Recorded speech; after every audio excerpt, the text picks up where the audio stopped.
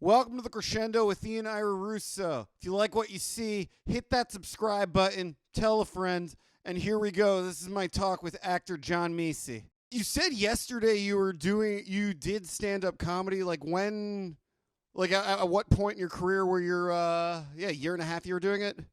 This was like I go off of my daughter. My daughter is 10, so Okay. this must have been right around 10 years ago because it was within the first year of having a baby. Because a Yeah. lot of my material was about that's how I was and this is how I Yeah. am now. Because it's a drastic changing world. Were, Um, were you getting spots? Like were you getting well, up at the clubs? well, what I did, I was in an acting class and we didn't have a teacher. It was just Okay. a bunch of my friends that are working people. We come together once a week. We do whatever we want to do. We do scenes. Sometimes we write the scenes. Sometimes it's David Mamet, whatever. And there's nobody that's the teacher. So everybody that feels like saying something note wise offers up what they think. And then, we do it again and then we move on.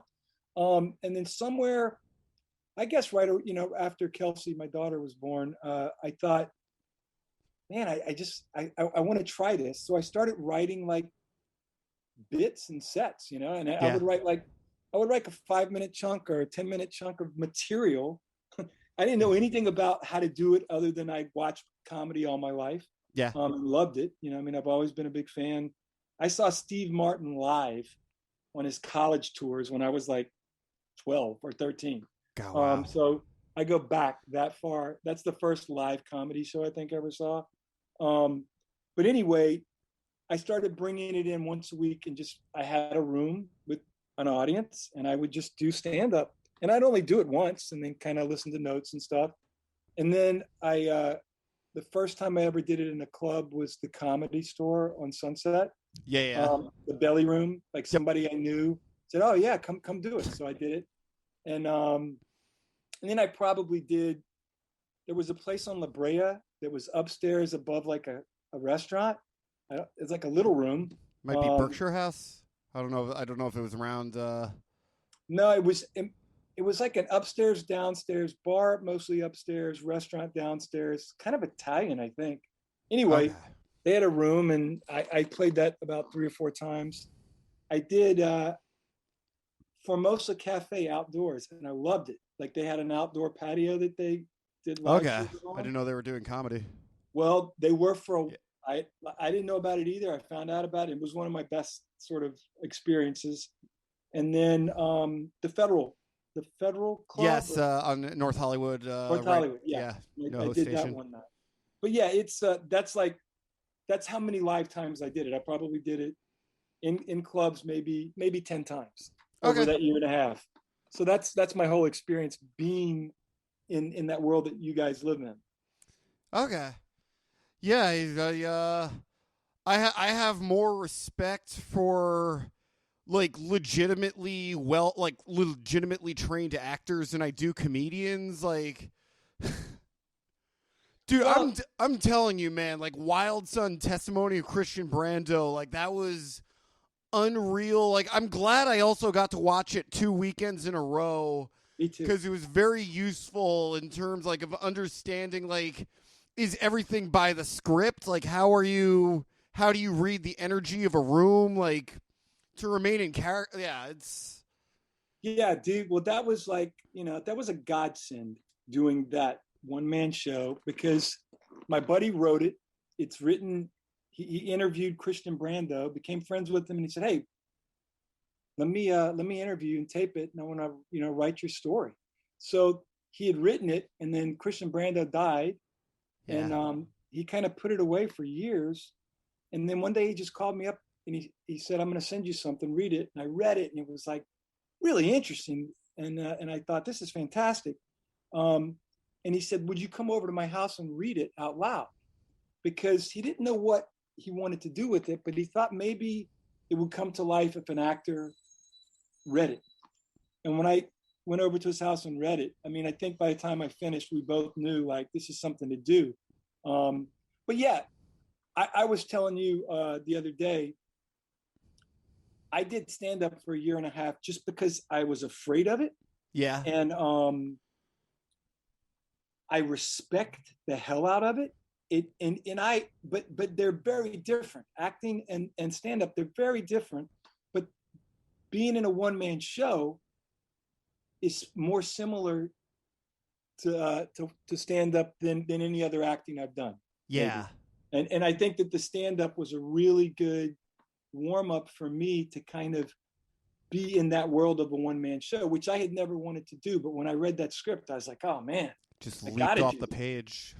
Yeah. I mean, it's for me now, having never wanted to do a one-man show and not really thinking of ever doing another one in my life. That's my favorite thing I've ever done, you know? I'm envious because you both had something that was like something you truly gave a shit about. You were very passionate about it. And yeah, you made it happen. You brought it to life and you moved, hundreds of people at a time. Yeah, dude. And that's like, I mean, I think that's when you're a stand-up and you get in front of an audience, you know, that's what's going on. You have a relationship with the audience. The audience is your scene partner, right? Exactly. And sometimes you have a great scene partner and sometimes you don't. And I think it's up, I guess a stand-up has to kind of learn to like shift it and keep trying to turn it into a good scene partner. And I find that's there's you know, I follow you a lot and I listen to what you say and you when you talk with other comedians and your posts and stuff.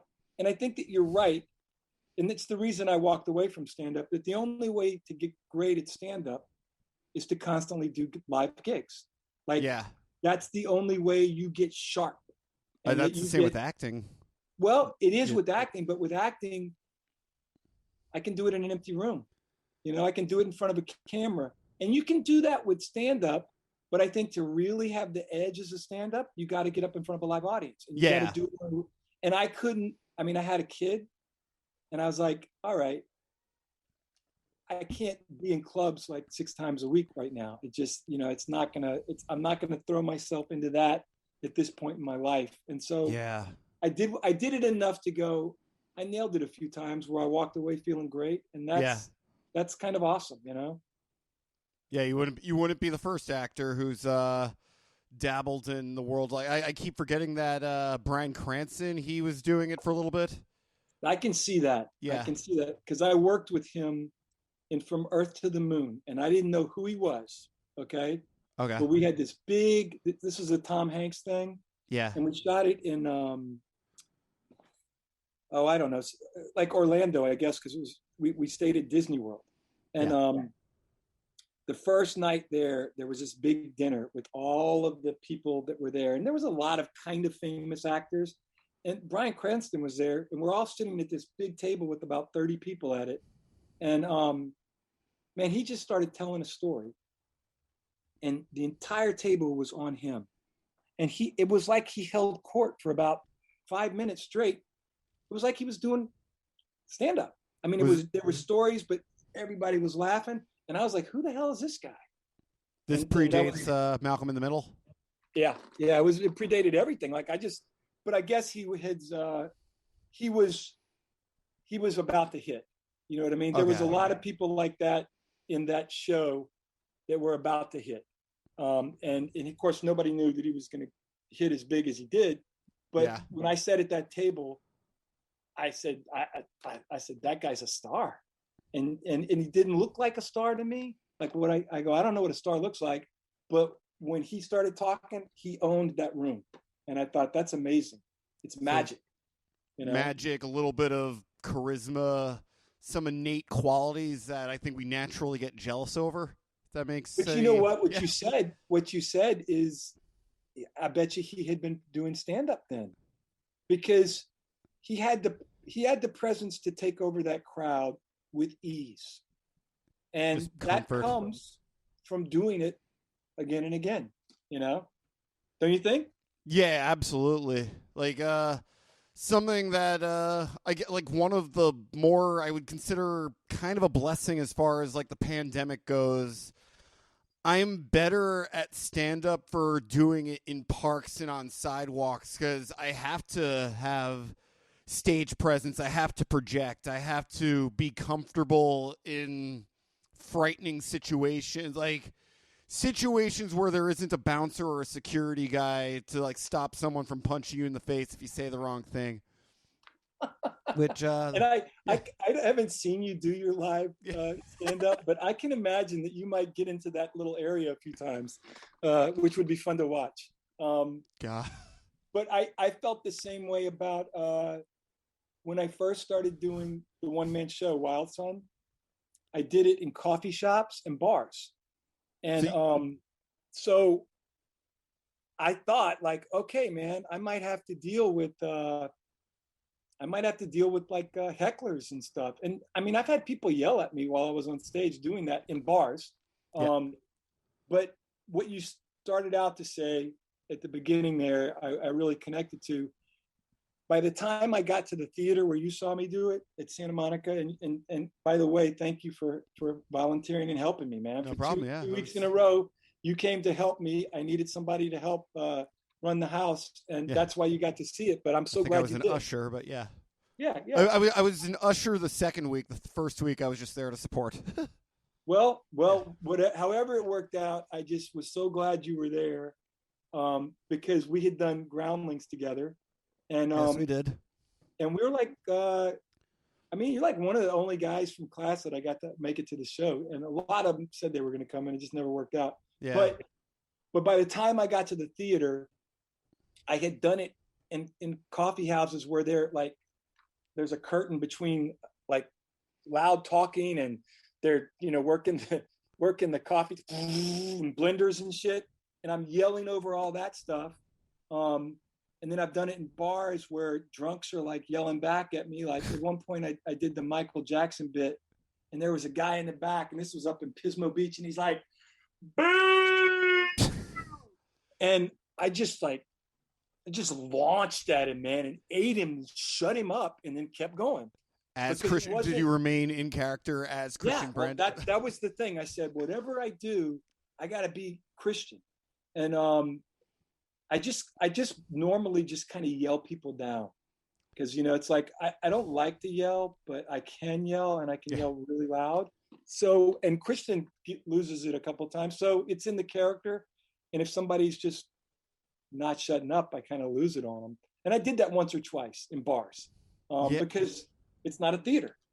And do you take notes in terms of like, I think with acting is a little bit more difficult to do this, but I'm very meticulous as far as I will listen to a playback. I have a tape recorder somewhere.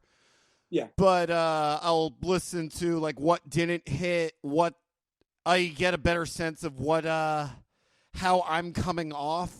Like it's just something that I completely refined. Is there like a similar process? Because I didn't even know actors would run one-man shows like that, and that has to be scarier than being yourself. I don't know. It's weird. I mean, I can't explain. The one thing I'll tell you about Wild Son, and this is absolute truth. I've done it now in front of audiences maybe 45, 50 times, something like that. All over. And many times I walk off the stage thinking I sucked.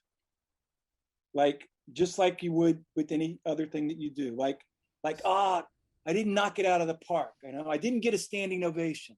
What went wrong? But I have all these doubts. And then I get off the stage and I talk to people. And this was very early on as I was, the show got better and better and better until we kind of, by the time you saw it, I think it was finding its feet. But every time I talked to people, regardless of how I felt I did, they were blown away. Okay? They were blown away. Now, what I realized is that story is so interesting. It's so tight, and it's so, just well put together, and the writing is just fantastic, that I go, I don't have to be 100. I don't have to be 1,000% great. I don't have to be in every moment. I go, I could sit down and just tell them that story and not even add anything to it, and they would still be riveted.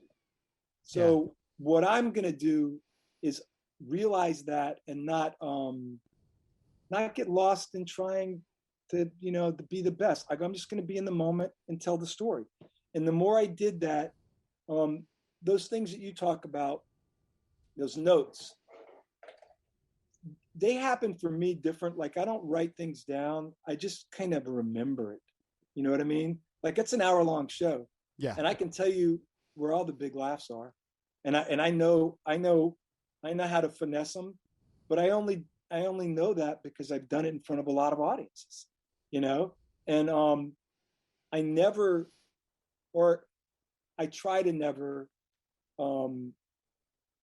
imitate or recreate the moments for the laughs, because I'm trying to just stay in the present tense with it. And it changes, but there's certain things that just like nail. And like the time when I imitate John, when I say what Johnny Depp says to him, it's just, it's a big laugh every time. And I don't even expect it. And then now I expect it because it's happened so many times, but I'm just telling a story, and it's like moment to moment, you think, oh, that's funny because it was just very serious and sentimental. And all of a sudden Johnny Depp's talking to me like he's French, at a wake, and people just go, it's funny.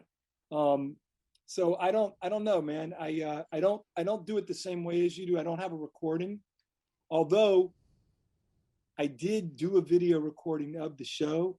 And so I learned a lot by being able to see it while I was putting it together, but you as much as you do stand up, don't you feel like you can only write notes at the end because you are very aware of what happened? Yes. Like every set I get off stage and I know at least where things didn't hit, but not necessarily why. And it's an ongoing process that God, I left somebody's backyard yesterday just miserable.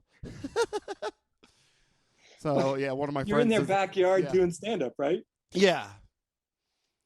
Well, I think every time you do a different venue, it messes with you. Oh yeah.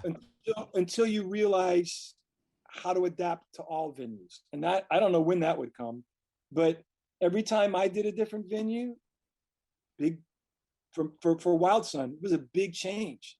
Like, there's a bar in New Orleans I did it in, and it was great, but the acoustics were horrible. So I had to do it at the top of my lungs, almost the whole thing. And somebody was coughing and I had to like drown that guy out. And you don't even know if they're hitting the back of the room. But that's, if you go to a backyard, dude, don't beat yourself up. Yeah, it's at the end of the day, all like whatever stage time that's here, that's available. Like everybody should have enormous gratitude that it's there, because God, things could be way worse right now. But like at the end of the day, it's all so low stakes. There's like nobody that really, like, as far as like quote unquote gatekeepers go, like they're not watching right now. Everybody's this is the time to have all the artistic freedom in the world. Yeah, man. I would say, and because you've done this, at least from my awareness of what you do, you've kind of stayed busy throughout this whole process, doing something or other. You're creating content. You did the cooking show. You did all kinds of things, and this is something that will be. It's almost like you're taking the time to like pick a lot of different people's brains about all of this, and you can't help but learn from it. Oh yeah. But I would also say that this is a time, to jump off some deep ends, because when you get back to live shows and you're going into the clubs and you're worried about gatekeepers and all that, you might not jump off the cliff as easily. So if you're going to somebody's backyard, you can reach down in your bag, man, and pull out the ugliest thing you got and see what happens. Because why not, right? It's not like weird. It's going to wreck your world if you don't get invited back to Tom's backyard, right? Yeah. Have you been doing like anything like creatively fulfilling over the past couple? I think yesterday marked 11 months. Is it? Yeah. Yeah. I can remember it all from the last live show I did of Wild Sun with an audience was February 29th, 2020, in San Francisco. And I remember I was flying into San Francisco to do I bought my ticket and everything.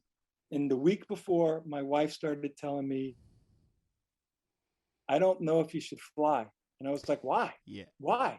What are you talking about? Like I had my pulse was not on this at all, but she was reading stuff and looking at things. And she said, I don't think you should get on an airplane and fly right now. And so it literally killed me. But I drove to San Francisco on a Saturday morning and did the show that night just because my wife didn't want me to fly. And then, of course, by the time I got back here in Los Angeles, the next week, San Francisco went on lockdown. And it was that close to the edge of it happening. And since then, dude, I've done a lot. I mean, not like you. I haven't been performing live. I've performed here in this wonderful space. I've performed Wild Sun probably about 20 times over the pandemic, just to kind of keep it in me. Okay. Yeah, but I've also been writing a lot. Good for script or novels. Scripts. I did. There's this guy, Kevin James O'Neill, who sent me an email or a text or a message on something, Facebook, early on in the pandemic. And he said, hey, I wrote this thing and I think you would be great to be the lead. And I'm like, oh, now you got my attention. So he sends it to me. Yeah. And I read it. And it was like this really interesting idea, but I got on the phone with him and I talked to him for a long time. And I said, I hear what you're saying, but I don't really see it on the page yet. I go, do you mind if I mess around with it a little bit? Long story short, I kind of wrote some stuff and sent it back to him. He sent it back to me. And we agreed to try to write this as a series. So it's really good. It's called Gone Dark. And it's all based on his original idea. But then I kind of did my thing to it. And we wrote a pilot that's like a half-hour pilot, kind of aiming at a Netflix or Amazon Prime or something like that, or Hulu, wherever. And it just came out so good that somebody told us we need to write 3. So we wrote 3 of them. And while I had all these people that were reading them or waiting to read them, I said, let's just write the whole season. So we wrote the whole season, nine half-hour episodes. And dude, it's so good. Like, I will say this. I got Steven Soderbergh to read it, and he's not going to do it, which pisses me off. But I'm away for the motorcycle. He wrote me back. He goes, this is very good and very commercial, I think. He said, but I think it's outside of my lane, which I don't think it is. But I got him to read it. And for him to say that, we have a relationship, but it's not always, we're not that, it's not like he loves me or anything. But he said that about the script. And I know that it's that good that if we get a production company that can make it, and it's not expensive to make, we've got kind of a hit TV show in our time. It's like, a full season. Maybe it's a one-off. I don't know. But it could be multiple miniseries. Yeah. So that took a lot of my time for the last 8 months. Right finished on. it the day before Christmas. Yeah. That was like I just want to get this done. And so now I'm writing some other stuff. And I have friends that write. Champ Clark, of course, who wrote Wild Sun, has been working on his second novel. He wrote a novel during pandemic, and then now he's working on his second one. And so I read his stuff and, bounce stuff back. And then Eddie Jemison is an actor friend of mine who writes music and writes scripts, and he's very prolific. So we all kind of bounce things off of each other. And right now I'm writing this thing that it's either the beginning of a novel, or I think maybe it's going to be a good sized short story that might be the basis of a movie. But if I don't find something to do, I go nuts. Yeah. I also find that having something to do, like something that helped me very early on with the cooking show, was it the best content? Absolutely not. Did I have fun making it?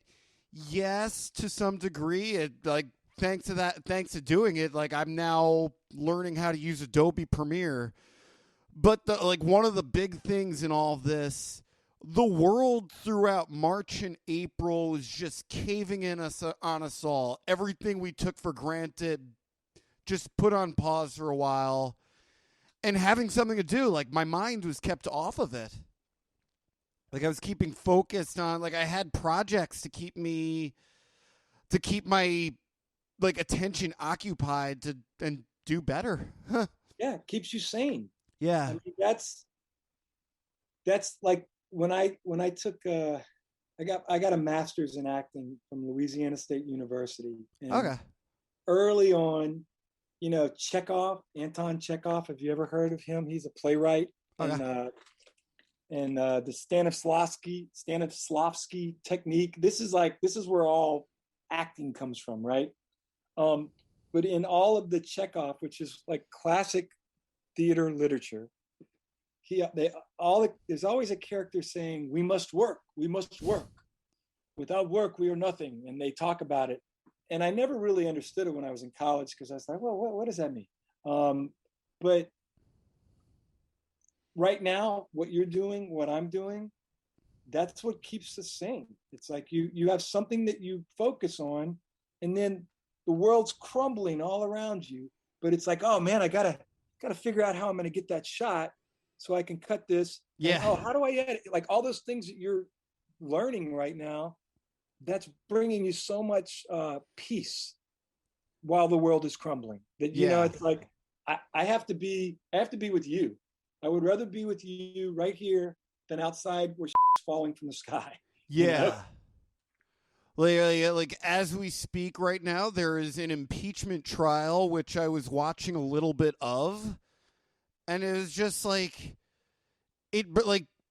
I don't think it's healthy to be connected to that 24/7, which I think for a lot of us, that's exactly what we were going through for the past 5 years.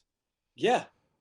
That, seriously, that thing right there, I find if I pay attention to it for 10 minutes, I just start getting infuriated. Yeah. And I have nothing, I have nowhere to let that anger out. I mean, you can get in an argument with somebody about politics online if you want, but to me, that's poison. Yeah, that's what they want you to do. Like you say something and somebody says something to you, man, and you carry that around for days.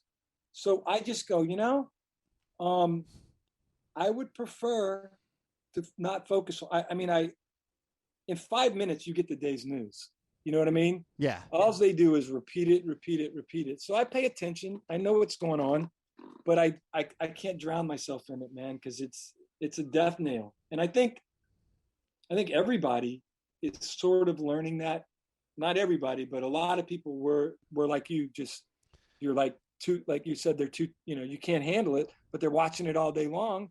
The politics of 45 thrown in your face, yeah. On a daily basis, just like a bat just hitting you, and you gotta walk away from it. Focus on something else. I think people are slowly realizing that that Twitter, Facebook, all these social media sites, they profit off of antagonizing you to engage, because that's how they monetize their ad space. And then you have all these news networks who have to compete with these algorithms that are able to deliver information instantaneously. It is I don't know if Jack Dorsey or Mark Zuckerberg intended necessarily to have this effect on journalism and how information is distributed, but wow, has Have they succeeded? Yeah, I mean, I can't imagine that was the aim. I think the aims were very small in their beginning, and then I think Much more innocent. it's turned into all kinds of things.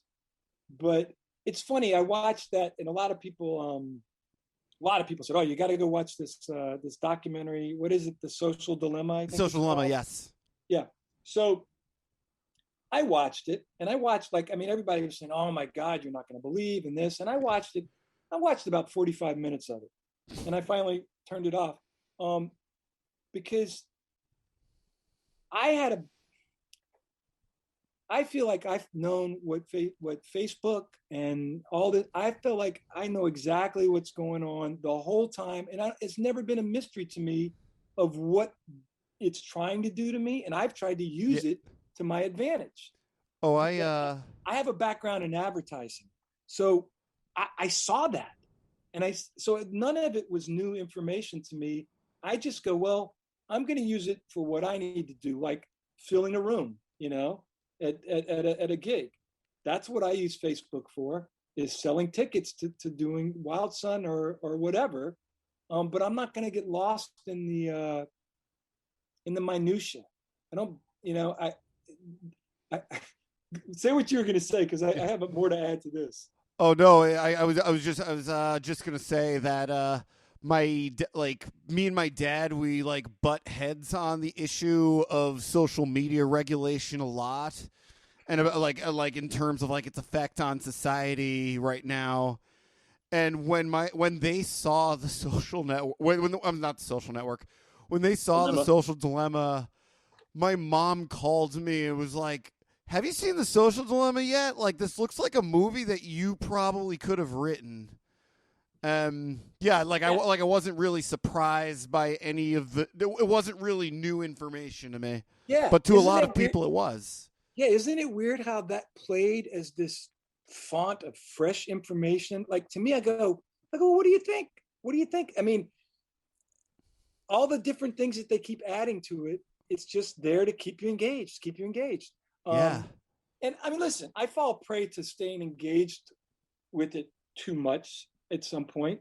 But that's like when I'm bored and I don't have anything to do. Yeah.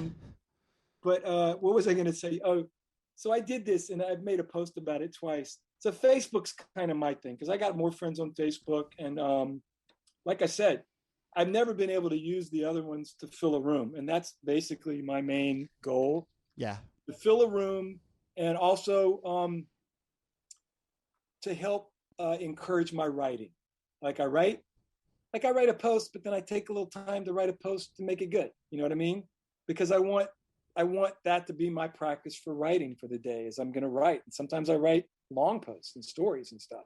But earlier on this year, I started clicking on bikini ads, like there was an ad for a bikini, and I clicked on it, and I clicked like. And then the next day I had more bikini ads. So I clicked like, and then I started like clicking on them and going to them. So now my feed is filled with girls in bikinis. And my wife doesn't let me go shopping for her bathing suit. So It's not like I'm going to buy any of it, but I thought this is the great idea. It's like, think of something. I mean, when you see an ad for something that you'll never buy, click on it. And then, you're just making their algorithms go nuts. Oh, but yeah. Literally, my Facebook feed is filled with women's clothing now. And I think it's hilarious. And one of my favorite bands is Weezer. And for Mark Zuckerberg, he constantly talks about how Facebook is meant to our mission statement is to create meaningful interactions.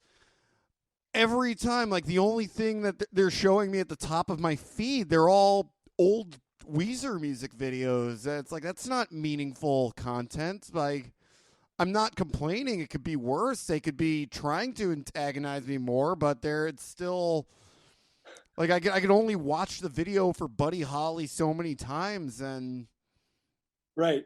Well, and it's like they're going to keep they're going to keep doing stuff to it, and they'll get better. And I think it's all tied in. If you buy things it comes in, like it has nothing to do with your fade, but like if you buy something online, you'll see an ad for it. I mean, my wife buys, I'm seeing ads for sometimes, and I'm like, I don't know how how that got there, because it doesn't seem like they're connected, but somewhere me and her are connected online, Third party cookies. Yeah. And they're seeing it and they're just tossing it up there. But like I said, I've always used it and for me, it's been a very positive experience. Yeah. Like literally, I feel like I've become a better writer by using the same way you use an audience for stand-up. I use my audience on Facebook to write better stories. Like this is a little story about this. I have a Mardi Gras story that I post every year, and like I posted it this morning on like a New Orleans group cultural website, and it's like going through the roof over there because it's this great story about what happened to me when I was 6 or 5 and I got lost at Mardi Gras, and I wrote it from the 5-year-old point of view of seeing New Orleans for the first time, and it's a good story, but it really goes crazy for those people. And I go, I would never have written that story as good as I wrote it if I hadn't had all the time writing different stories for other people, going like, here's a story, just try to make it better. Just like I'm sure you do with stand-up.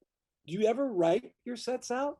I'm wondering. I always, but my process is I will essentially riff an idea, and once I have the structure down, then I do write it by, I was actually looking for a notebook, but I do write everything out by hand, and I try to structure it, not necessarily as like a 3-act, but basically at least keep the objective point of view together to like, essentially build like a 2-minute long bit. Yeah. I mean, to me, I guess that's the thing. The only thing that's different is that you're writing it and you're constantly kind of rewriting it. That was the thing with Wild Sun, which I realized early on. I said, I want to try to be as letter perfect to the words as I can, because these are Christian's words, Yeah. He got them from his mouth. He taped them. It's an interview. It's an answer question. So I'm going to try to be with those words.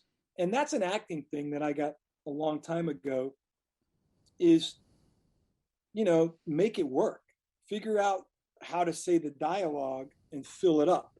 And so I think that's the difference between stand-up, is because you say it, you do your setup and you start to hit your jokes and something's off, you change the words. Don't sometimes it's not the words, it's the timing. It's the moment before, right? The moment before the joke is just as important as the moment in the middle of the joke, or the punch. Like without the setup being emotionally right, if that's a word for it. You got to be emotionally there. Yeah, I mean, that's got to be something you got to believe in. My joke I was talking about Johnny Depp and Wild Sun. Yeah. It works because the moment before he gets a big hug from Angelica Houston at his father's wake, and Angelica Houston's a moment for him. It's like he has very few people in his life that mattered, and so he gets emotional about it. And he's like, I have known her for a long, long time. And I'd say I'm almost crying thinking about it, because it's like he didn't get a lot of love. And that's the moment before. And then he goes, Johnny Depp starts talking to me, and he's talking to me in English, but with a French accent. And it's the setup of how emotional he is with this beautiful moment with Angelica Houston to this kind of ridiculous thing that Johnny Depp's talking with a French accent that gets the laugh. And it has nothing to do really with delivery. It's there. And if you fill up the first moment and you just say the second moment, it happens. And I imagine a lot of jokes or, stuff within your set, it's not always the writing, but sometimes it is, right? I think a lot of it is being comfortable, but as far as everything, if there's one thing and one thing only that I got out of the Groundlings Theater, which I think there is more than one thing, but like the biggest thing that I got out of their classes is committing makes all the difference. If you are committed to your ideas, like the emotional truth of it will come out, will be there, and an audience will at least be listening. Yeah. Yeah. Absolutely, man. And I feel like, I mean, that was hard. Like, to me, Groundlings was hard, you know. Tony Sepulveda. Yeah. I mean, that was a difficult thing to go through. But I got a lot from it. I mean, you know, just watching everybody, the different styles. But I think, yeah, you're right. Connecting to the truth. And then, of course, they want big stakes. And I understand that big stakes in comedy is a lot. But I felt for me that was difficult because I go, well, I just don't want to go through the roof every time. And that's what I feel like I'm being asked to do. So I did. Yeah. I did it a lot. But I had good moments with different people in that class, and I'll remember them forever, you know? Oh, yeah. You know, it was some special stuff going on. God, as far as like stakes go, like I think that's such an important thing for young writers, for aspiring writers to get. And I think as far as like Groundlings goes, knowing the stakes in a scene could make all the difference to as why an audience should even care in the first place. Like, why does this story matter? And I think that's something that Tony drilled very, very hard, making sure that something little in a scene, like something very, very silly, like one little example that he had was like, if there's a scene, like it's very, very cliche, like, oh, you have two people like fixing a car on the side of the road. What if one of them is putting together a bow tie? They're on their way to a wedding. Like, it's so small, but that adjustment makes all the difference. Absolutely. And I'll say this. That's another thing. There's so many things that add to whatever it is you're doing. Like, because you're right, you know, because you write your comedy sets, all of that stuff in the Groundlings, that made me a better writer. Yeah. You start to go, it just leans everything out. You know, when you're writing the setup in a scene. We got a garbage truck here. It might be good. Really loud.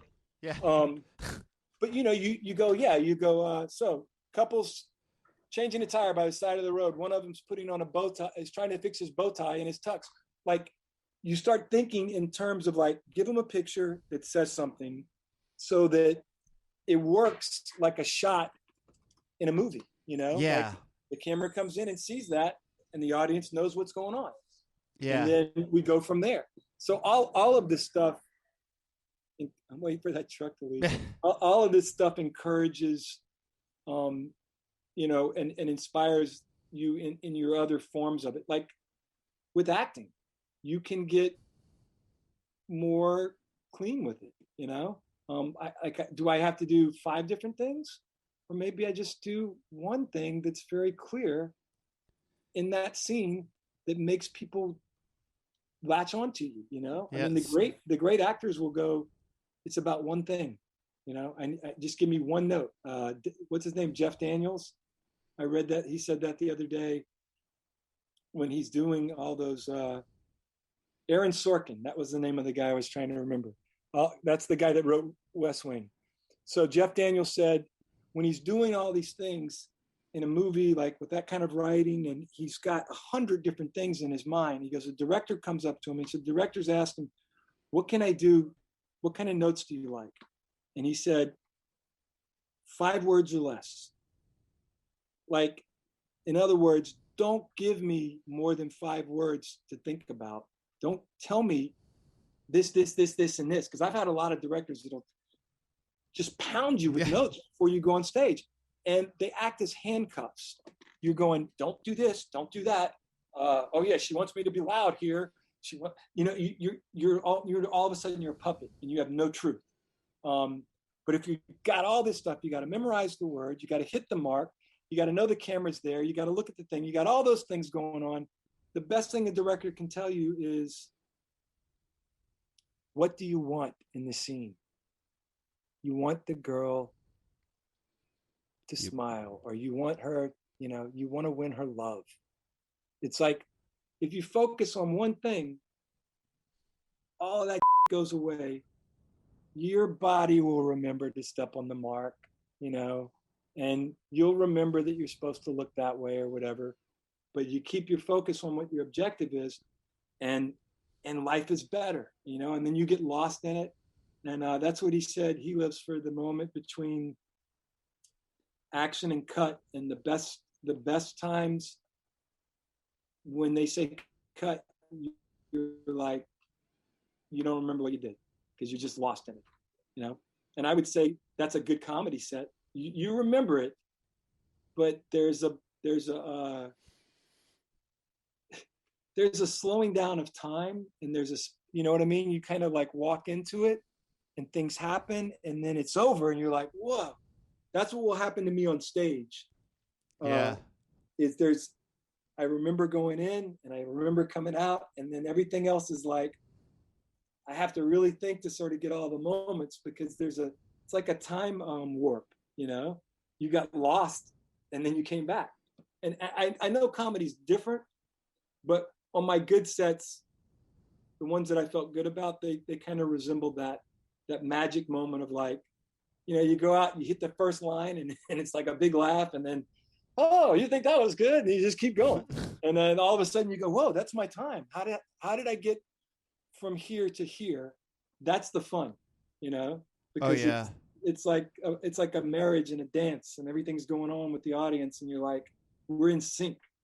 And yeah, man, I can't wait till we get to do that again. We are getting there. I think it was just yesterday, the CDC announced that if you were vaccinated and were potentially exposed to someone with COVID, you don't have to quarantine.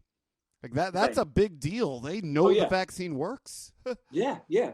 I mean, I know that there's all kinds of information out there, and it's still coming in. Yeah. Because it's all so new.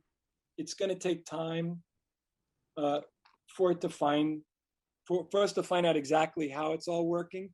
And more than likely, it's going to be a yearly vaccine for a while. I mean, that's some of the stuff I've already heard, just like the flu shots.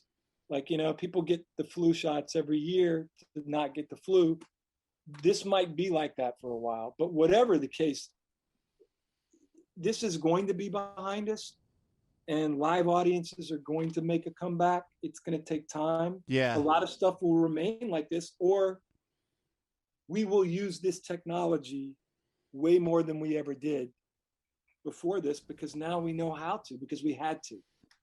But there's nothing quite like being in a room full of people. Yeah. And live. And I think the world is waiting for that to come back. The one time I was inside of a comedy club was at the American Comedy Club, the American Comedy Company down in San Diego back in July. And like you could feel like I think like San Diego is obviously way different in LA. They've been handling COVID a little bit differently. But there was an audience there to watch an open mic of all things. Like, and that would never happen. Like here it's just like before this, on any given Sunday, the Hollywood Improv was just packed to the gills with comics and just waiting to go up. But I feel like in the next couple of months, like there are concerts right now, music events scheduled for July, August, September. Like Green Day, Weezer, and Fall Out Boy, they're supposed to play Dodger Stadium in July.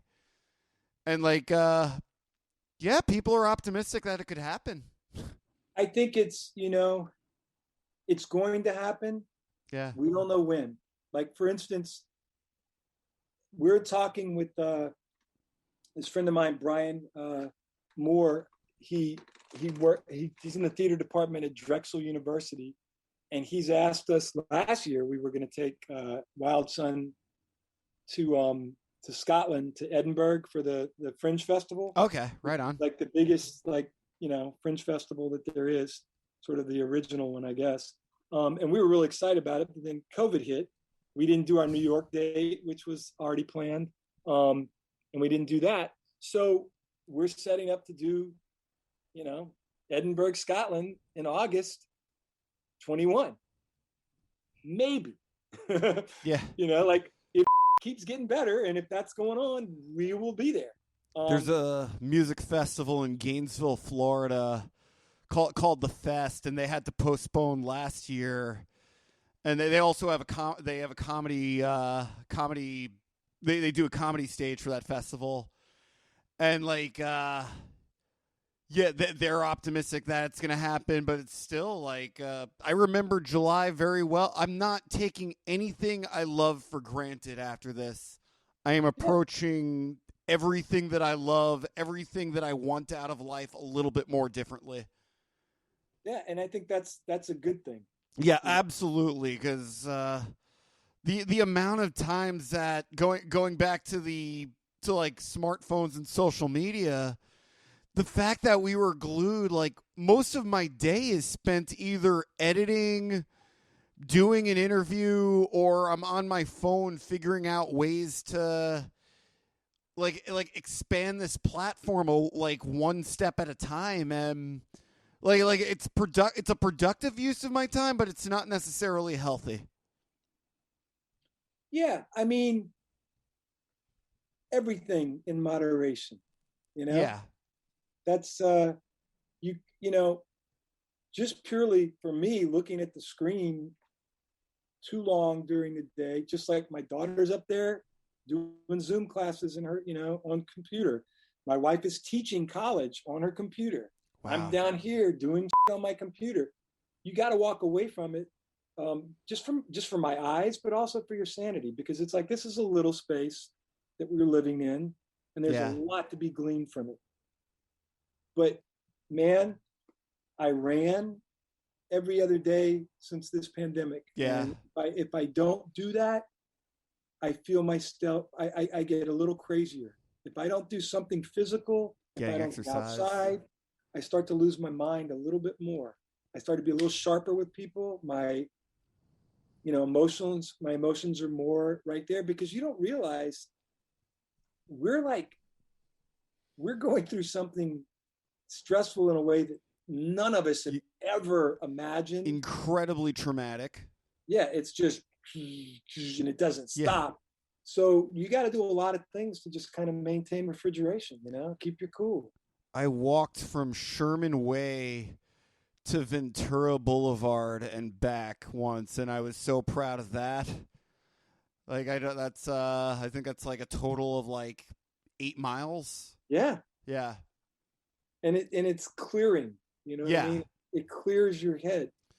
When I write, if I go and run an errand, or if I take a shower, or if I go on a run, that's where all the ideas come. You know what I mean? Because you're in the middle of doing what you do. Like when you're working on a set, you get the best jokes when you're not, the answers come when you're not focusing on them. And when you're living your life. Yeah.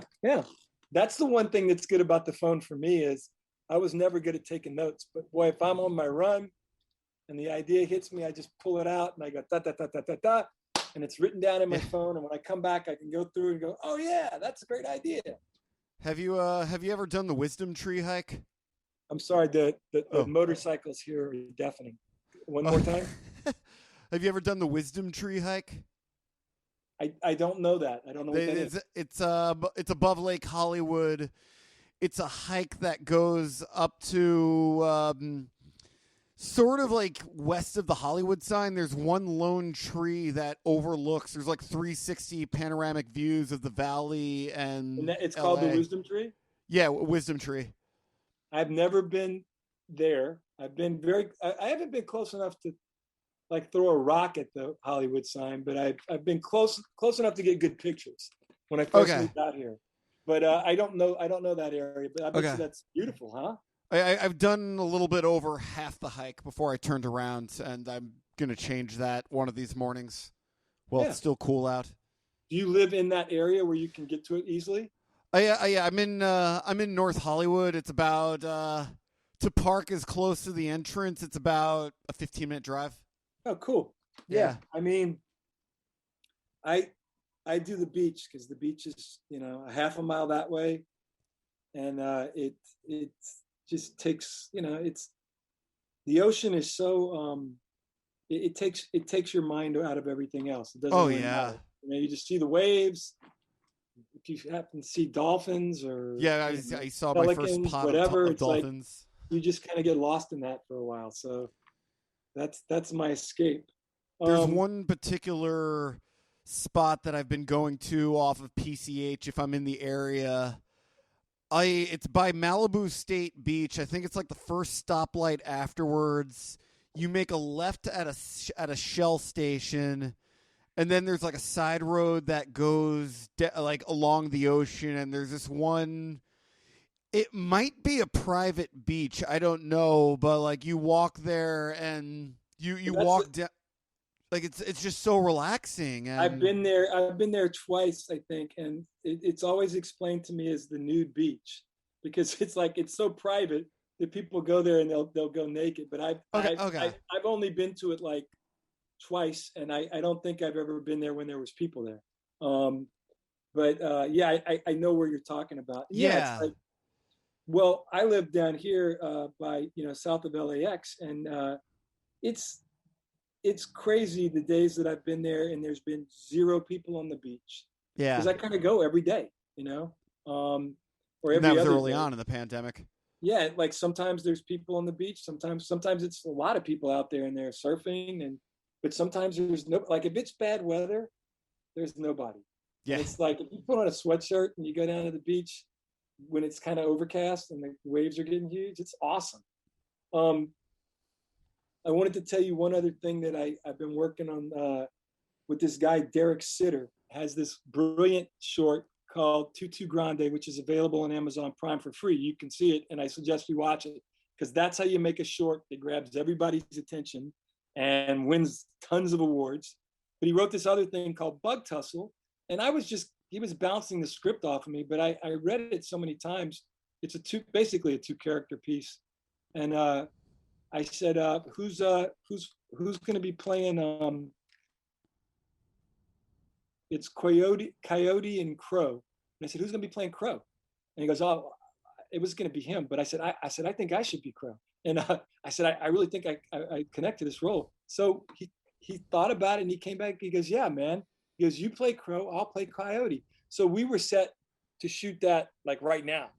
Like this was when we were aiming, was like February 21.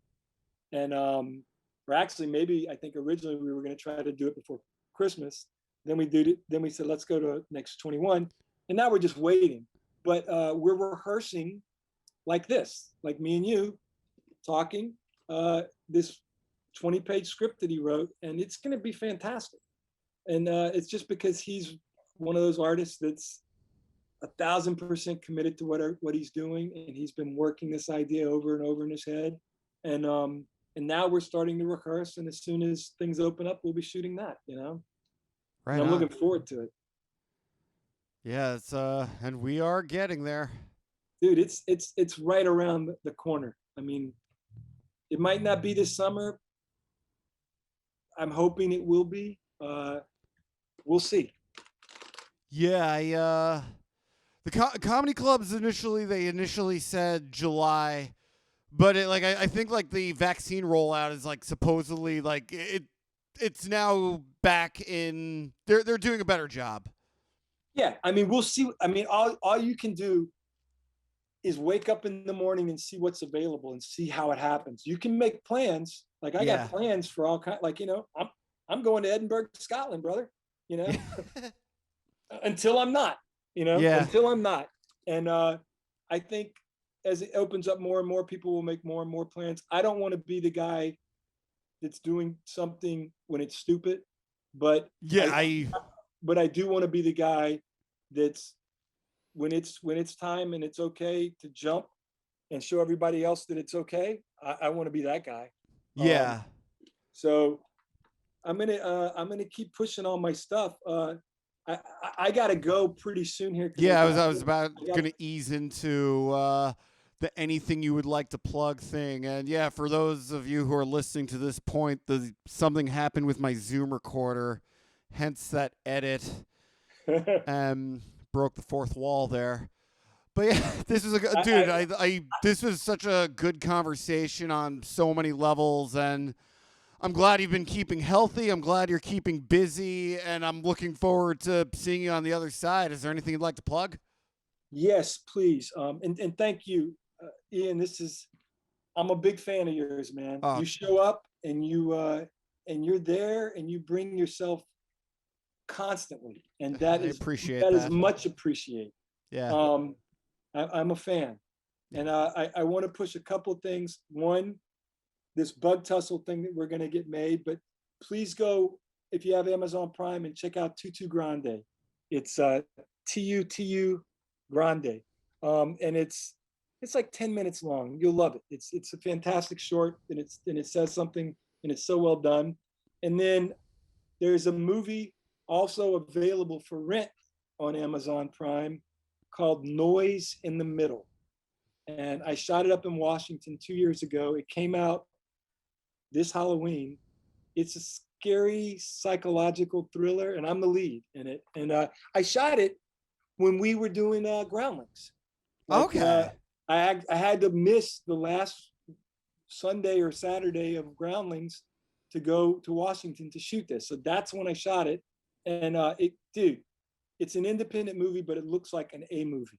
I mean, you will be blown away by it. It was for free for a very short period of time on YouTube, but that's gone. So Amazon Prime, Noise in the Middle, Wild Sun.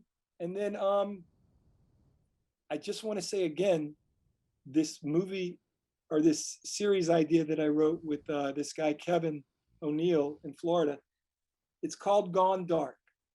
And it is a sci-fi thriller comparable to X-Files, but with a modern twist on it. And if you know anybody that is looking for good material, connect me, because this thing, it's set to pop. I mean, Soderbergh said it. It's very good and it's very commercial. So that's what I got. Right on. Dude, yeah, we'll touch base on the other side like this. We're so close. So close. All right. And when you're doing live clubs again, I want to come and see you. I want to come and see you do a set. And I wanted to tell you this from the heart. Ian, you're an LA 10.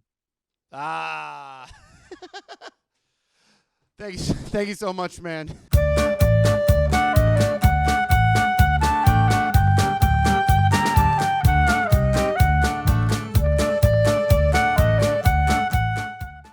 Play him. I go, I've been reading this out loud. I go, I feel like I should be playing this character. And he had a whole different